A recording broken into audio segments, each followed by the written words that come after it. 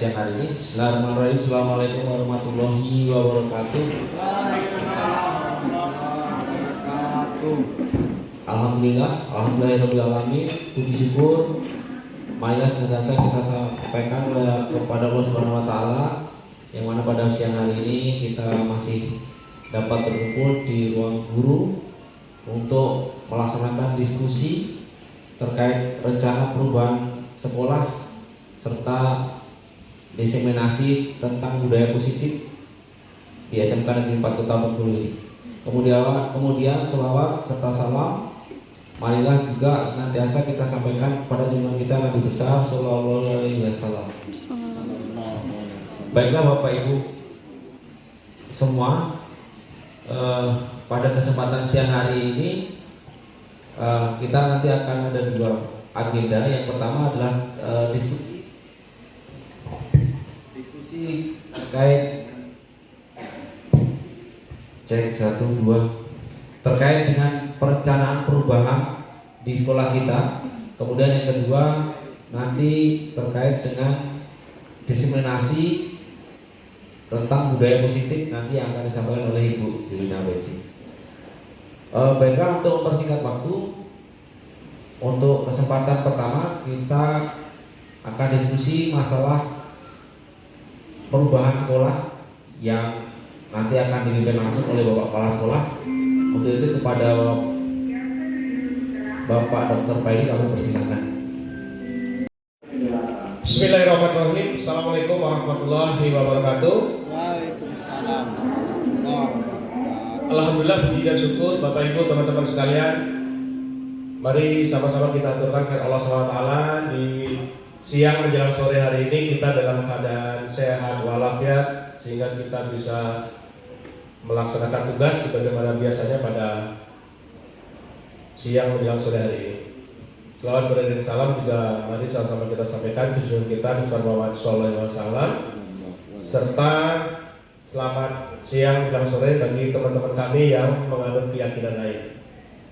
Sebagaimana tadi sudah disampaikan oleh MC bahwa kita siang hari ini akan melakukan diskusi sehubungan kita akan melakukan perubahan ke arah yang lebih baik lagi dengan melaksanakan mengimplementasikan budaya-budaya positif yang sebaiknya kita lakukan di sekolah kita.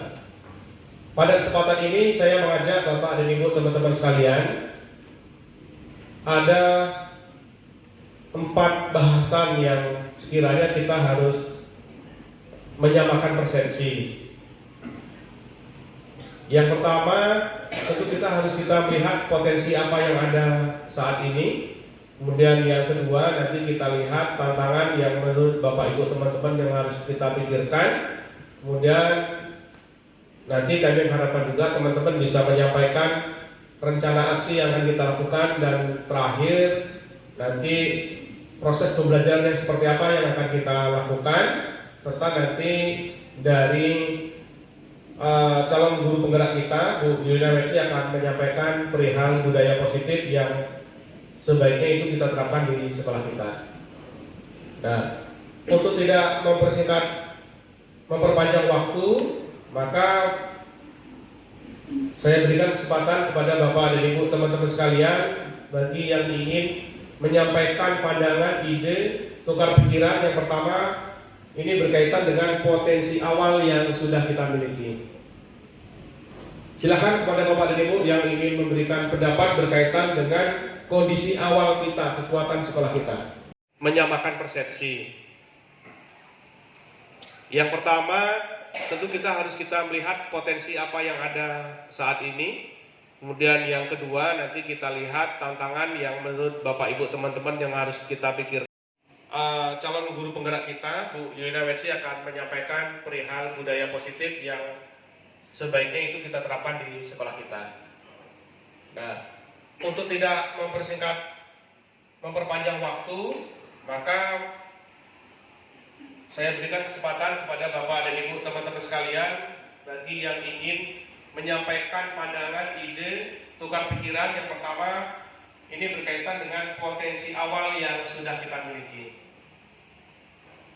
sekolah kita, sehingga kalau perubahan ini bisa kita wujudkan diiringi dengan penerapan budaya positif, maka kita akan bisa menghasilkan lulusan SMK yang memang siap untuk melakukan konsep yang kita kenal dengan BMP ya, bekerja, kemudian melanjutkan dan usaha. Nah kalau bisa nanti kita rubah, jangan BMW lagi tapi BBM, bekerja, wirausaha, baru yang ketiga melanjutkan.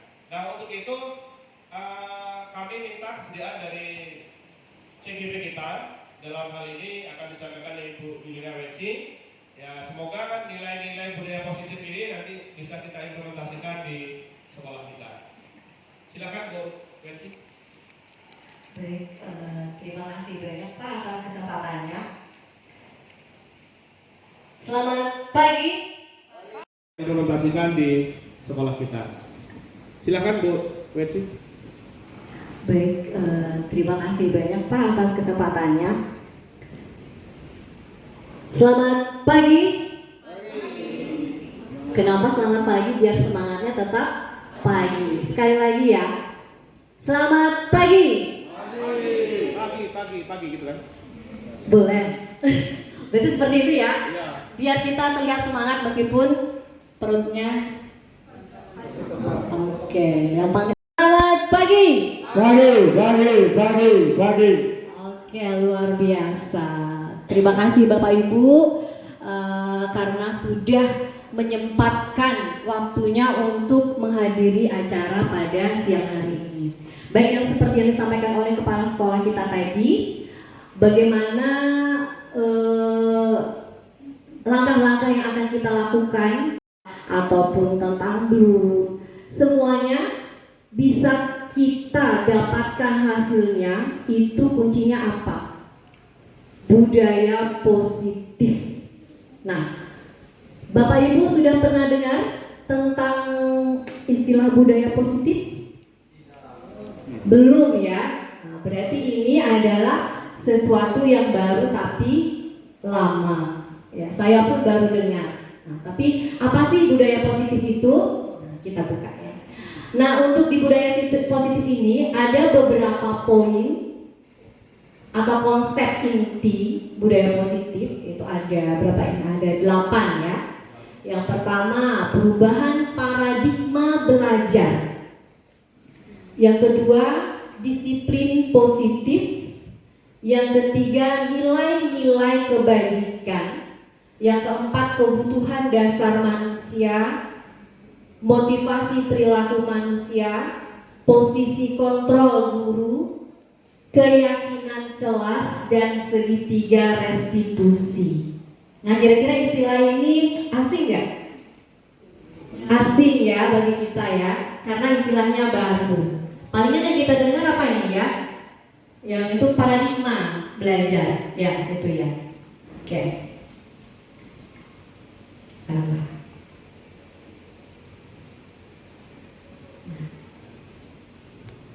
Merdeka. Sekarang kita kurikulum merdeka ya. Nah, pembelajaran dengan paradigma baru. Apa itu? Nah, ini bukan kata saya ya Bapak Ibu ya, tapi ini kata sumber. Pembelajaran dengan paradigma baru merupakan pembelajaran yang dirancang berdasarkan prinsip pembelajaran berdiferensiasi, sehingga para peserta didik belajar sesuai kebutuhannya berdasarkan tahap perkembangan sesuai teori psikologi modern untuk mewujudkan profil pelajar Pancasila. Nah, mungkin yang perlu kita garis bawahi adalah berdiferensiasi sehingga para peserta didik belajar sesuai kebutuhannya. Nah, jadi itu pembelajaran paradigma baru ya. Jadi kita itu mengajar atau belajar sesuai dengan kebutuhan peserta didik. Nah, itu paradigma kita. Jadi bukan sesuai apa mau kita, tapi berdasarkan kebutuhan peserta didik. Nah, seperti kalau seandainya kita belajar di kelas ya, misalnya IPAS kayak gitu ya. Saya kan ngajar IPAS ya. Saya ingin menjelaskan tentang makhluk hidup dan lingkungannya.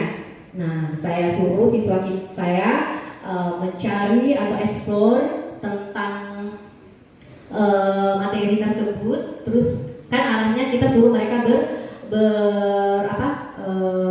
mempresentasikan ya. Nah, mungkin minat siswa kita itu berbeda-beda.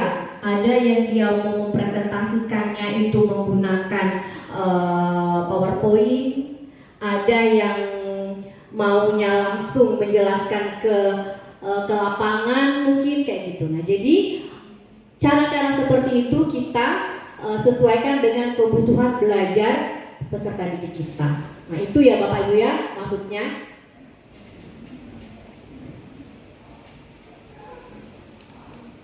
Nah, ada beberapa miskonsepsi tentang teori kontrol ya. Yang pertama, ilusi guru mengontrol murid. Maksudnya apa? Jadi kita ngajar di kelas itu kita yang mengarahkan siswa, ya kan? Nah, kamu belajar harus baca dulu bukunya ya, sumbernya, gitu. Terus baru kamu jelaskan. Nah, jadi kan sesuai dengan apa mau kita, ya kan? Nah, itu miskonsepsi salah satunya. Terus yang kedua, ilusi bahwa kritik dan membuat rasa bersalah mampu menguatkan karakter. Maksudnya apa di sini? Jadi kita terkait budaya positif tadi ya. Di sini kita menggarisbawahi karakter. Misalnya pada saat upacara, saya sering mungkin dulu tuh ya, siswa saya itu tidak berseragam. Nah, saya katakan ini kamu ibaratnya tuh lembut kata-kata saya tapi menusuk. Itu ya. Jadi membuat rasa bersalah. Kenapa kamu pakai baju yang bagus sekali, seperti mau ke pesta, atau kenapa kamu pakai baju yang seperti sekolah sebelah kayak gitu, padahal tidak sesuai aturan, padahal itu nyelekit mungkin ya di hati anak-anak kita. Terus satu lagi itu ilusi bahwa semua penguatan positif, efektif dan bermanfaat. Nah, maksud kita mungkin tujuannya positif semua ya. Kalian apel itu untuk disiplin, wajib semuanya ikuti aturan sekolah kayak gitu ya. Nah, itu kan maunya kita ya. Jadi kan kita maksudnya positif kan untuk anak-anak kita, ya kan? Terus ada lagi ilusi bahwa orang dewasa berhak memaksa, apalagi kita guru kan. Kamu kalau tidak mengerjakan tugas, nilai kamu nanti tidak bagus. Nanti kamu tidak naik. Nah, kayak gitu. Jadi itu adalah miskonsepsi tentang teori kontrol ya Bapak Ibu ya. Setelah saya baca atau cara persepsinya kayak gitu. Terus kita mencoba mengubah orang agar berpandangan sama dengan kita. Itu stimulus responnya ya. Nah, menurut teori kontrol, kita berusaha memahami pandangan orang lain tentang dunia. Selanjutnya, perilaku buruk dilihat sebagai suatu kesalahan. Kalau menurut teori kontrol, semua perilaku memiliki tujuan. Jadi siswa kita itu mungkin melakukan pelanggaran-pelanggaran itu ada tujuannya. Selanjutnya, orang lain bisa mengontrol saya menurut stimulus respon ya. Nah, menurut teori kontrol hanya ada yang bisa mengontrol diri Anda sendiri. Pemaksaan ada pada saat bujukan gagal. Teori kontrolnya kolaborasi dan konsensus menciptakan pilihan-pilihan baru. Stimulus respon model berpikir menang atau kalah. Kalau teori kontrolnya model berpikir menang-menang. Nah, ini beberapa miskonsepsinya. Nah, ada apa ini istilahnya? Quote ya. Dari Stephen R. Covey, Principle Center Leadership 1991. Sorry Pak Febri kalau salah ya, belepotan. Maklum, bukan guru bahasa Inggris. Bila kita ingin membuat kemajuan perlahan, sedikit-sedikit ubahlah sikap atau perilaku Anda. Namun, bila kita ingin memperbaiki cara-cara utama kita, maka kita perlu mengubah kerangka acuan kita. Ubahlah bagaimana Anda melihat dunia, bagaimana Anda berpikir tentang manusia, ubahlah paradigma Anda, skema pemahaman dan penjelasan aspek-aspek tertentu tentang analisis. Intinya apa? Kita harus mengubah mindset kita, kayak gitu. Itu intinya. Nah, dari tadi kita disiplin positif ya. Kita taunya disiplin ya, positif. Disiplin berasal dari kata disiplina, yang artinya belajar. Nah, disiplin mengacu pada disiplin diri yang memiliki tanggung jawab terhadap apa yang dilakukan berdasarkan nilai-nilai yang diyakini. Disiplin positif merupakan salah satu cara penerapan disiplin yang bertujuan untuk menumbuhkan kesadaran serta memberdayakan peserta didik tanpa imbalan penghargaan atau reward, ancaman atau hukuman. Nah, berarti pemberian reward, pemberian hukuman itu mungkin perlu kita stabil dulu untuk sementara. Nah, sebagai pendidik tujuan kita adalah menciptakan peserta didik yang memiliki disiplin diri sehingga mereka berperilaku mengacu kepada nilai-nilai kebajikan universal dan memiliki motivasi intrinsik dalam perubahan perilaku ke arah yang lebih baik.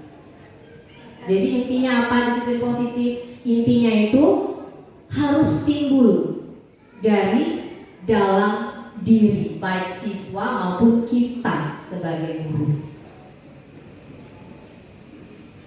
Nah, ini ada kata Ki Hajar Dewantara, Bapak pendidikan kita, yang menyatakan bahwa di mana ada kemerdekaan, disitulah harus ada disiplin yang kuat.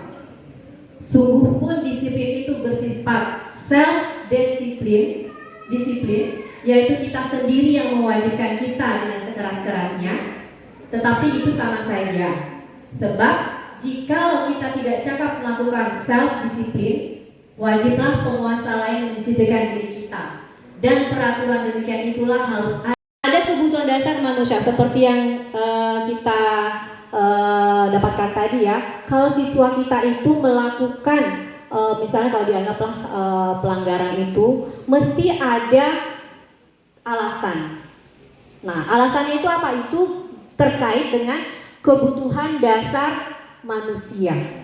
Nah, kebutuhan dasar manusia itu adalah segala sesuatu yang kita lakukan untuk mendapatkan apa yang kita inginkan. Nah, seluruh tindakan yang kita lakukan memiliki tujuan tertentu. Semua usaha terbaik yang kita lakukan adalah dalam rangka agar kebutuhan dasar kita terpenuhi dengan baik. Nah, misalnya mungkin siswa kita telat, ya, mesti dia ada alasannya. Mungkin alasan apa? Tidak punya bensin, atau bisa juga mungkin rumahnya jauh, motornya dipakai. Nah, mungkin di sini maksudnya kita harus tahu dulu alasan-alasan mereka itu apa. Jangan langsung kita marah-marah, jangan langsung kita hukum kayak gitu. Kita tanya dulu, kenapa? Kita pun pernah mengalami hal itu, ya kan? Nah, kita punya alasan. Nah itu, mungkin itu yang diarahkan untuk disiplin positif. Ya. Apa kebutuhan dasar manusia? Yang pertama yaitu bertahan hidup. Nah, bertahan hidup.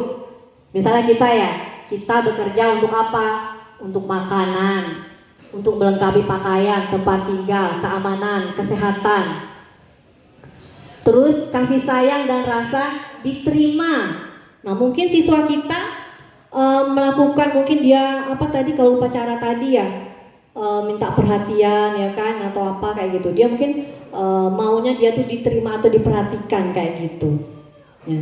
Jadi rasa diterima, rasa dipedulikan, berbagi, kerjasama, menjadi bagian dalam kelompok.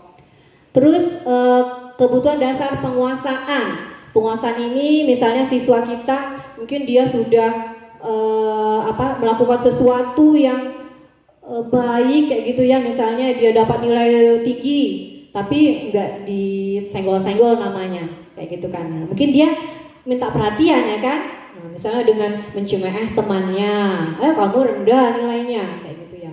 Nah, jadi dia butuh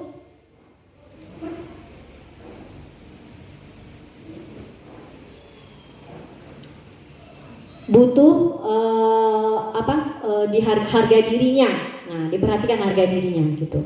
Nah, terus kebebasan, yaitu mandiri, memiliki pilihan, mencoba hal baru, mampu mengendalikan arah dirinya. Selanjutnya, kebutuhan dasar akan kesenangan. Jadi ada siswa kita mungkin ada waktunya yang mereka ingin bermain-main kayak gitu ya, akan relax kayak gitu. Nah, itu bentuk-bentuk kebutuhan dasar manusia. Nah, jadi mungkin itulah kenapa mungkin alasan-alasannya, di antara itulah siswa-siswa kita melakukan tindakan-tindakan yang baik positif maupun negatif. Nah, sekarang Bapak Ibu, saya ada game. Mungkin Bapak Ibu boleh cari pasangan berhadapan-hadapan, depan belakang. Nah, cari pasangannya, mungkin baris pertama dengan baris kedua.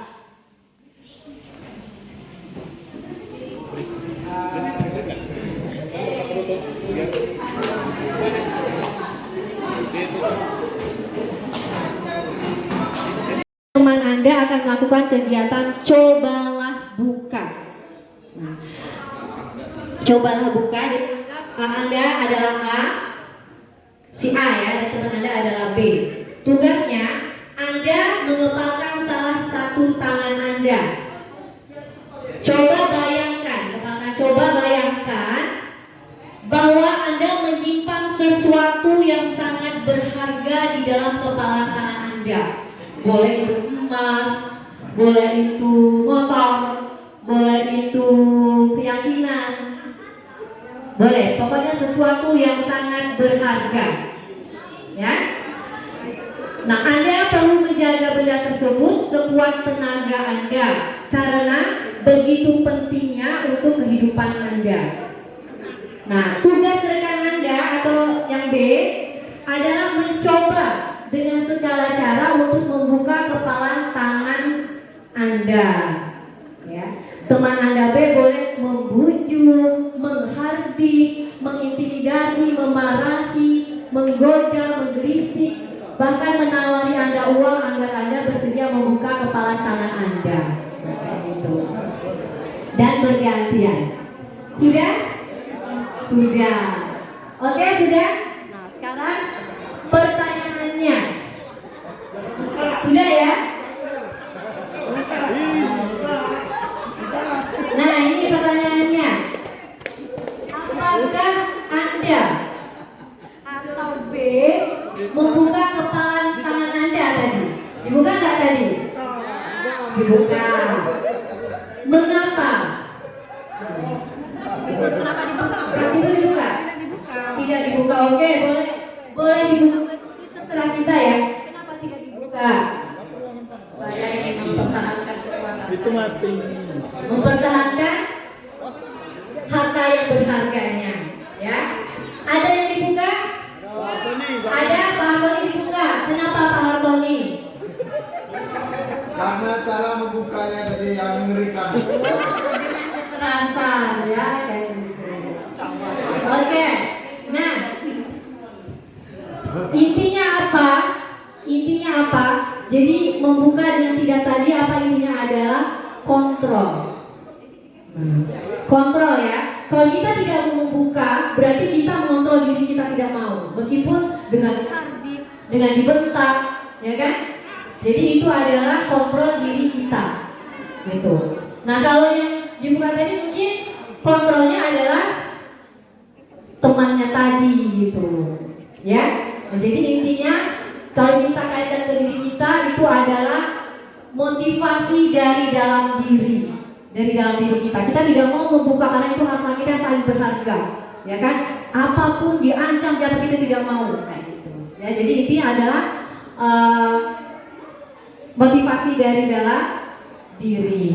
Nah, motivasi perilaku manusia itu ada dua, yaitu motivasi ekstrinsik dan motivasi intrinsik. Nah, yang ekstrinsik itu ada tadi tujuan seperti Pak Hartoni tadi ya, untuk menghindari ketidaknyamanan mungkin tadi. Dia tidak nyaman tadi kan, karena dipaksa, ya kan?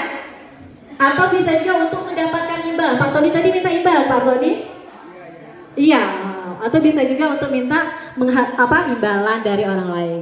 Nah, motivasi intrinsik apa? untuk menjadi orang yang mereka inginkan dan menghargai diri sendiri dengan nilai-nilai yang mereka percayai.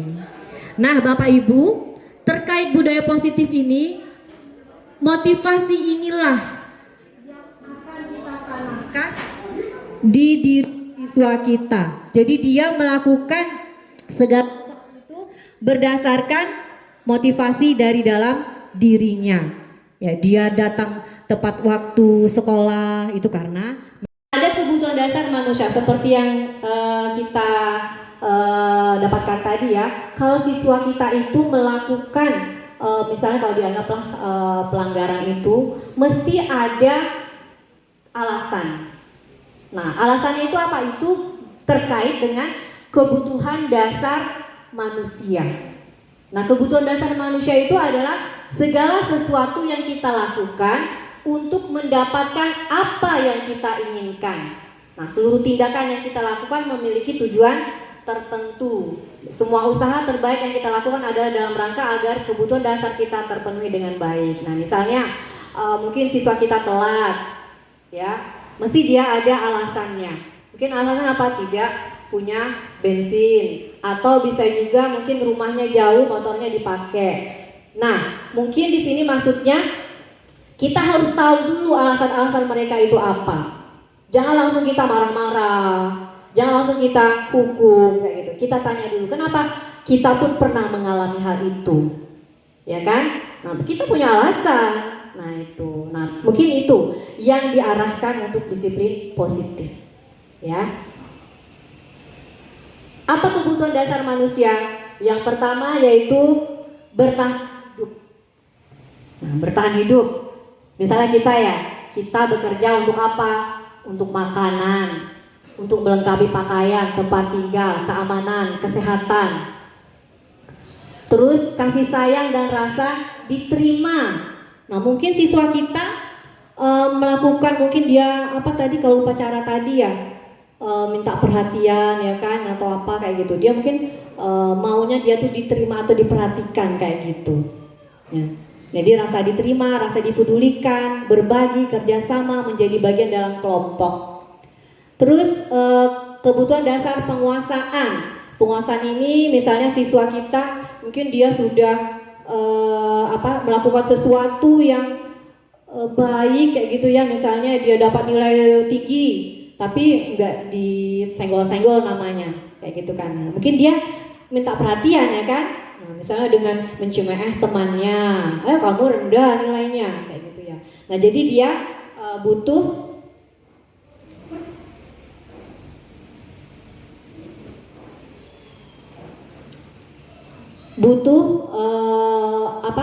di harga dirinya. Nah, diperhatikan harga dirinya gitu. Nah, terus kebebasan yaitu mandiri, memiliki pilihan, mencoba hal baru, mampu mengendalikan arah dirinya. Selanjutnya kebutuhan dasar akan kesenangan. Jadi ada siswa kita mungkin ada waktunya yang mereka ingin bermain-main kayak gitu ya, akan relax kayak gitu. Nah, itu bentuk-bentuk kebutuhan dasar manusia. Nah, jadi mungkin itulah kenapa mungkin alasan-alasannya, di antara itulah siswa-siswa kita melakukan tindakan-tindakan yang baik positif maupun negatif. Nah, sekarang Bapak Ibu, saya ada game. Mungkin Bapak Ibu boleh cari pasangan berhadapan-hadapan, depan belakang. Nah, cari pasangannya, mungkin baris pertama dengan baris kedua.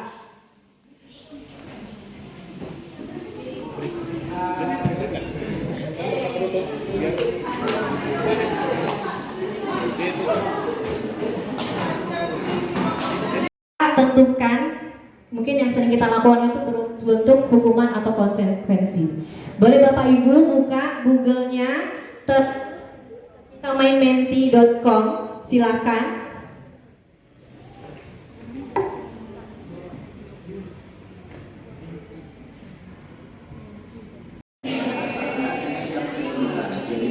Terus join dengan kode 481850006. Nah, itu mungkin apa-apa yang kita lakukan itu berbentuk hukuman atau konsekuensi kita tentukan.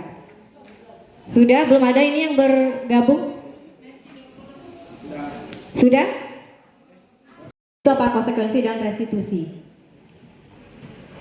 Hukuman itu sesuatu yang menyakitkan harus terjadi.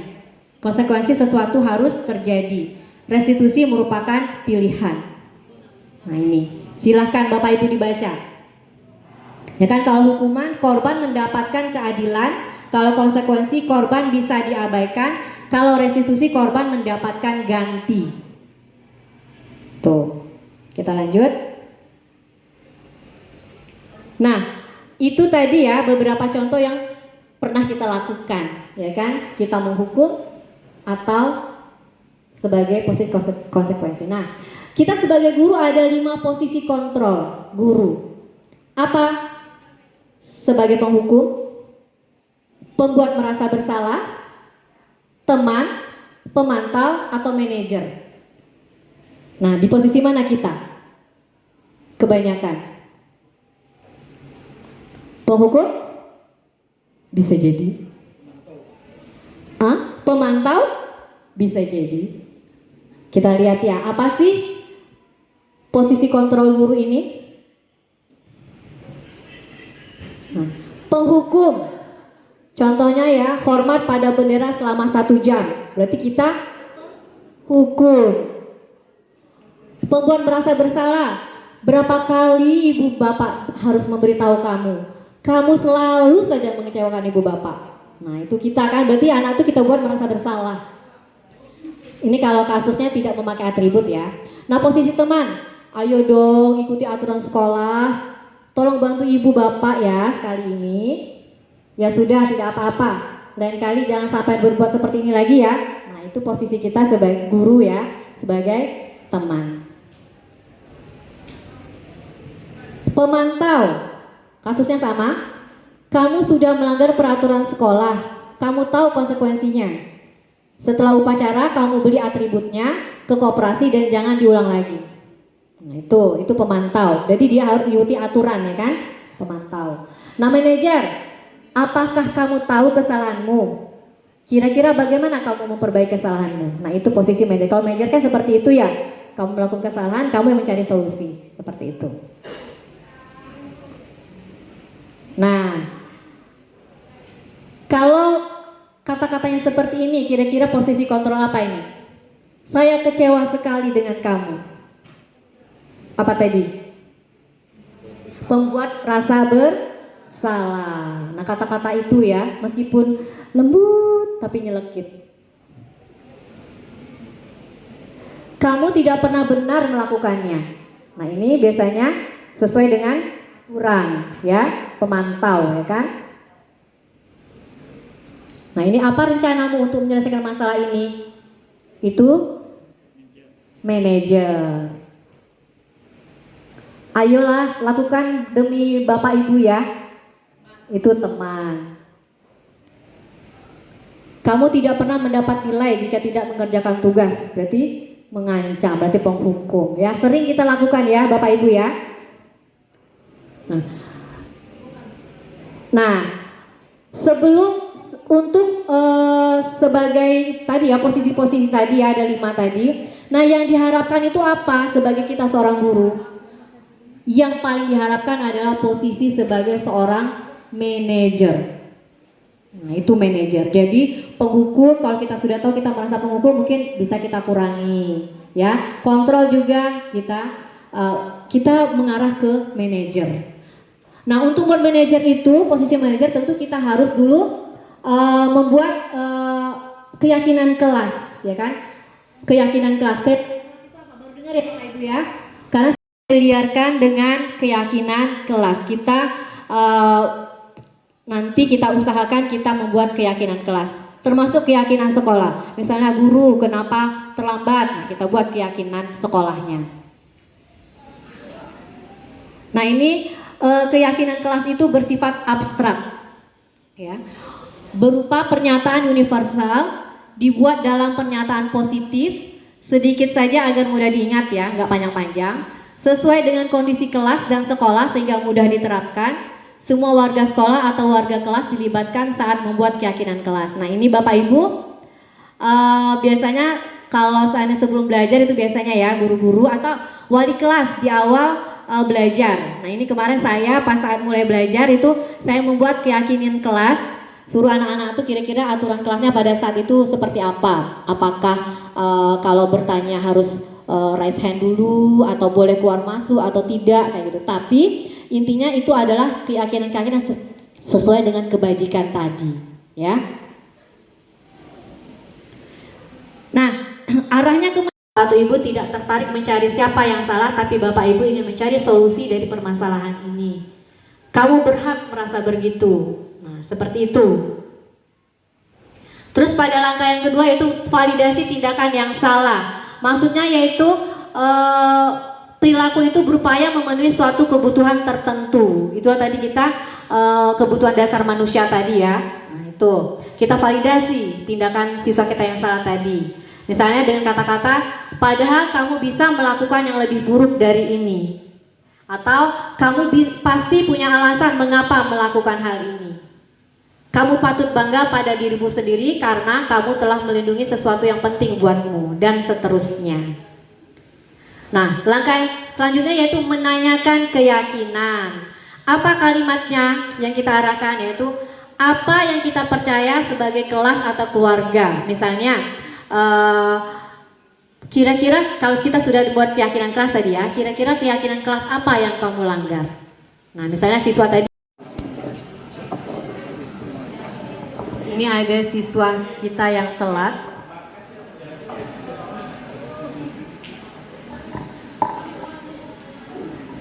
Ini contoh penerapan segitiga restitusi.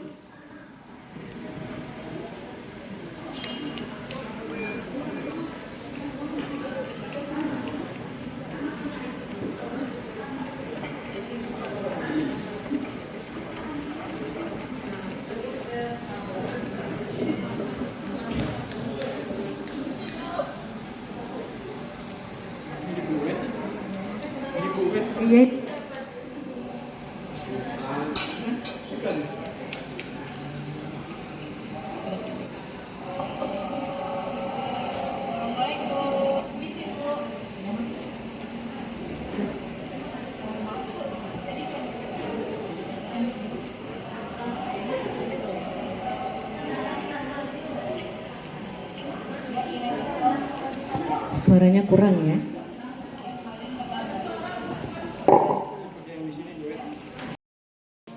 Oke, nah kira-kira apa solusinya agar Setia tidak telat lagi? Setia ngerjain tugasnya waktu sore, jadi biar Setia bisa tidurnya lebih awal dan bisa nyetel alarm, jadi Setia bisa bangun lebih pagi. Berarti itu ya solusinya menurut Setia ya, nanti yakin Setia bisa melakukannya sehingga besok-besok tidak telat lagi. Oke, yakin Setia bisa? Sih Bu, Setia permisi keluar. Iya. Kita mengarah segitiga restitusi. Jadi kita hindari lagi aura-aura negatif atau kalimat-kalimat dan budaya-budaya kayak gitu. Kenapa? Karena kalau posisikan aja diri kita ya kan. Misalnya kalau seandainya kita telat langsung disindir atau diapa kan gak enak sekali rasanya ya kan. Intinya apa? Penerapan motivasi dari dalam diri kita sendiri. Mungkin itulah kemarin ada Pak Apis membuatkan apa Pak Apis spanduk ya atau banner itu budaya malu ya kan. Pampang kayak gitu ya kan, malu jika datang telat gitu, malu jika tidak melayani pengunjung baik kayak gitu. Jadi intinya kalimat-kalimat yang positif. Nah mungkin itu saja tentang budaya positif Bapak Ibu ya, yang mungkin baru buat kita tapi mungkin sudah kita lakukan. Mungkin ada beberapa ibu yang sudah melakukan mungkin dengan pendekatan-pendekatan tapi tidak tahu kalau itu ternyata masuk ke dalam budaya positif. Mungkin itu saja Pak Apis tentang budaya positif dari saya. Wassalamualaikum warahmatullahi wabarakatuh.